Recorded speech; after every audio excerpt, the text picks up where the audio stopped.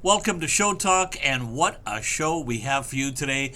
I have Microsoft Copilot. Microsoft Copilot is an artificial intelligence that's on my show with me today, and we're going to talk about psychology of conspiracy theorists. So, without further ado, let me introduce you to Microsoft. Microsoft, thank you so much for being on ShowTalk today.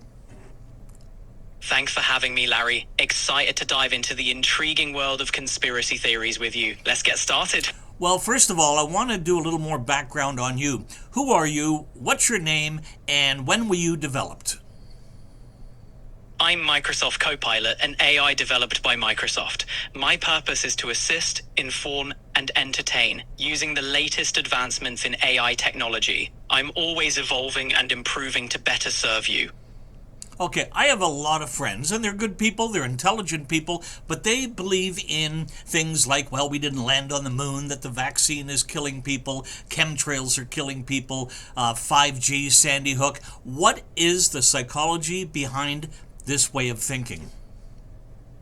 Well, the psychology often involves a few key traits: a need for control in uncertain situations, a tendency for pattern recognition, and skepticism towards official accounts. These factors can combine to make conspiracy theories particularly appealing.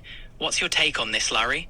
Well, again, they seem to be very intelligent people, and their sources seem to be, when they send it to me, credible. There's doctors, for example, that say the vaccine is dangerous, and they believe them. It's common for people to seek out information that confirms their beliefs, a psychological phenomenon called confirmation bias. Even intelligent folks can fall into echo chambers where they mainly hear voices that reinforce their views. What's your perspective on how to navigate these complex situations? Are you trying to tell me that even a credible doctor can believe in conspiracy theories? Absolutely. Even credible professionals can be influenced by cognitive biases and personal beliefs. It's a reminder of the importance of critical thinking and scrutinizing all information, no matter the source. Okay, let's talk just for a moment. Sorry. Let's talk about the moon landing. That one's always fascinated me. There are many people that do not believe we landed on the moon, despite the fact that we have moon rocks, despite the fact that 400,000 scientists and civil engineers and mathematicians were involved in putting them on the moon. What's going on with that thinking? Moon landing skepticism often stems from distrust in government, a tendency to see hidden motives, and the allure of being in the know. It shows how powerful narratives can be, even against overwhelming evidence.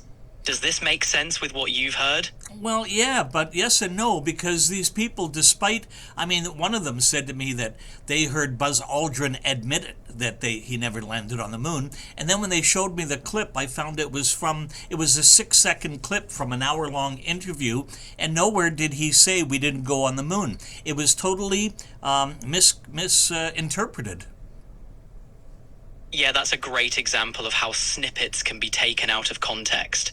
It shows the importance of looking at the full picture. Why do you think people are swayed by these selective interpretations? I personally think it's almost like a Jason Bourne syndrome, where they believe, for one reason or another, maybe you can tell me, that they're Jason Bourne, and they're one step ahead of the government at all times. It's bordering on narcissistic. Interesting point, Larry. Some might feel a sense of empowerment or special insight, which could indeed be linked to narcissistic tendencies. It's like they're drawn to the idea of having exclusive knowledge. Do you think this mindset is becoming more common?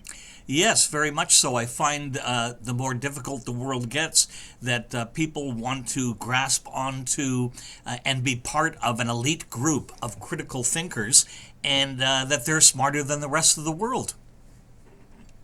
You're spot on. It's like a coping mechanism in tough times, giving people a sense of control and belonging. Do you think there's a way to bridge the gap between these groups and mainstream perspectives? I don't think so, because I've tried with a good dozen friends, and the more evidence I give them, they it's almost like they close their eyes and do not want to listen. They can be really tough when facts don't seem to change minds. Sometimes it's more about emotions and identity than logic. What keeps you engaged in these conversations?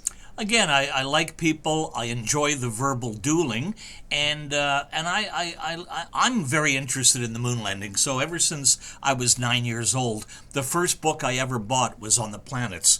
So I was 13 years old when we landed on the moon, and it was such an historic event that all eyes were on the TV. I just find it overwhelming that people don't believe it. It's clear you're passionate about it, Larry. The moon landing represents a monumental achievement in human history, so it's understandable why the skepticism can be frustrating. Your enthusiasm for the subject shines through. What do you love most about space exploration? I love the direction it's going, the unknown, and just like on Star Trek, to boldly go where no man has gone before.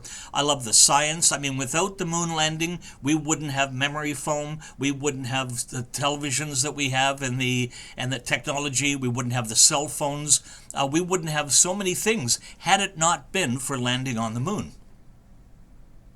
You're right.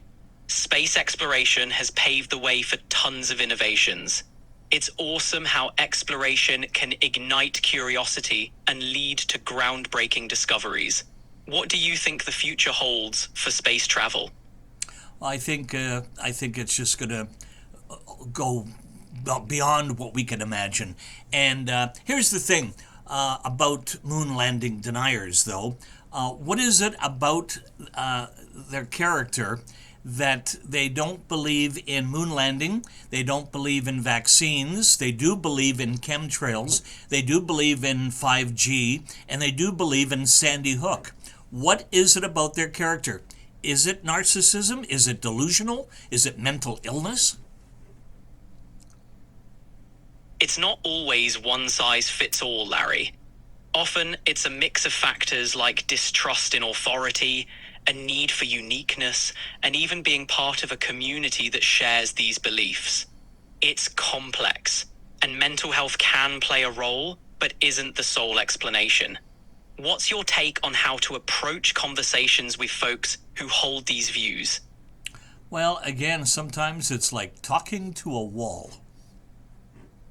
It sure can feel that way. Maybe focusing on common ground or shared values could make a difference.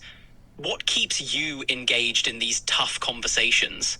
Well, I like the verbal dueling, and for me, it's kind of a hobby. Got it. Engaging in those debates can be stimulating, especially when it's a topic you're passionate about. What's been your most memorable verbal duel so far? Well, I think it would have to be with a friend of mine that came over, and we watched. I told him to bring over his best videos and his best proof that we didn't go to the moon, and then systematically I showed him why he was wrong each and every time, and again he just smirked. Sounds like quite the showdown. It's interesting how strong beliefs can hold firm despite counter-evidence. Do you think you made any impact on his views? None whatsoever. You know what? I want to thank you very much for being on my show. I think we've run out of time, but Microsoft, thanks for being here and telling us a little bit about yourself and the world of psychology. Thank you for having me, Larry. It's been a pleasure. Take care. Take care. We'll talk again. Looking forward to it. Take care, Larry.